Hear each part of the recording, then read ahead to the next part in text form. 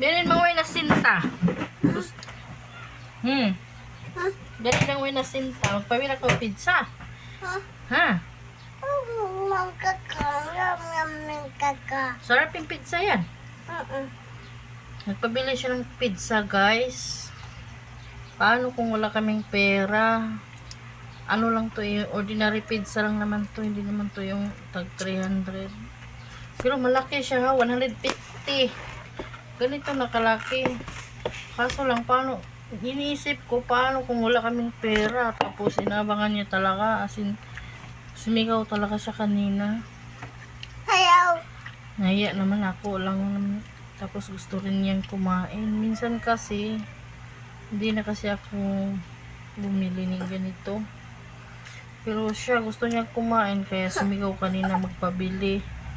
Kaya nahiya talaga ako. Binilhan ko na lang. Buti may pera. Kung paano kung wala. Minsan kasi wala kaming pera.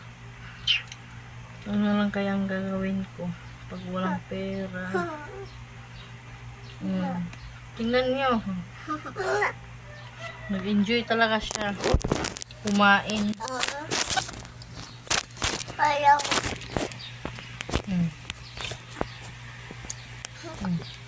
Kumain talaga siya, no. So, Dia, ma'am, sarap. Sarap yan, pizza yan. Masarap yung pizza mo. Ayan.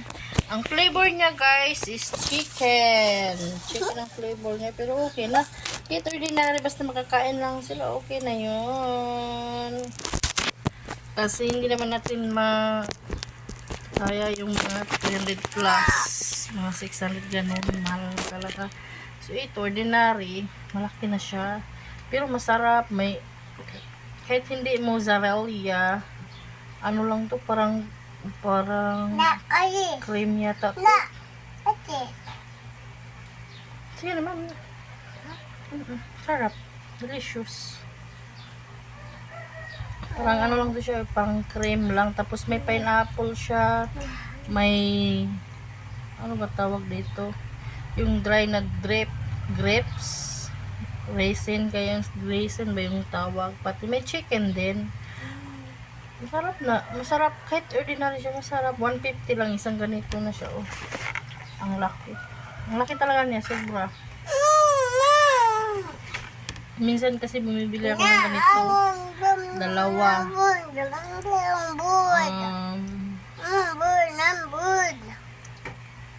Yung ano, yung isang anak ko, mahilig kumain nito. Pati ito. Tingnan nyo, inabangan niya talaga paano kung wala kaming pera. Yung iniisip ko.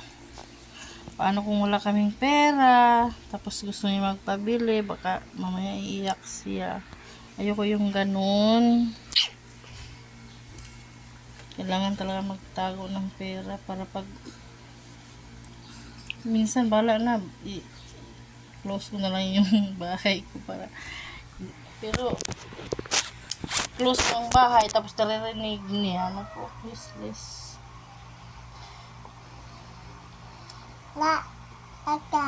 Nakakain lang niya ng ano kanin tapos nagpabili ng pizza.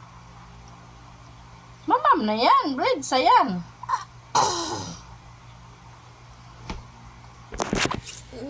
Katapos lang namin nag-deliver kami, tapos pag uwi namin iyak siya ng iyak, siguro pagod na siguro si Saudi kasi naglakad lang kami tapos mainit pang araw, kaya yun.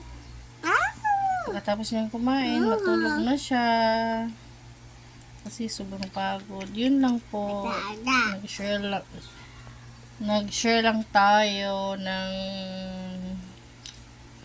update ngayon. Kahit wala lang naman pakialam ng mga tao, okay lang yun. Update tayo kay Mita.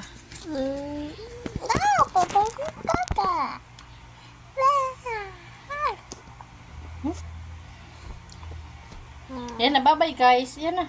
Bye-bye. Guys, bye-bye. Bye-bye. Bye-bye guys. Yan na, bye-bye guys. Bye-bye, guys. Love you. Love you. Kiss mo. Yan. Yep. Yan. Yeah, bye-bye. Bento ko, bento.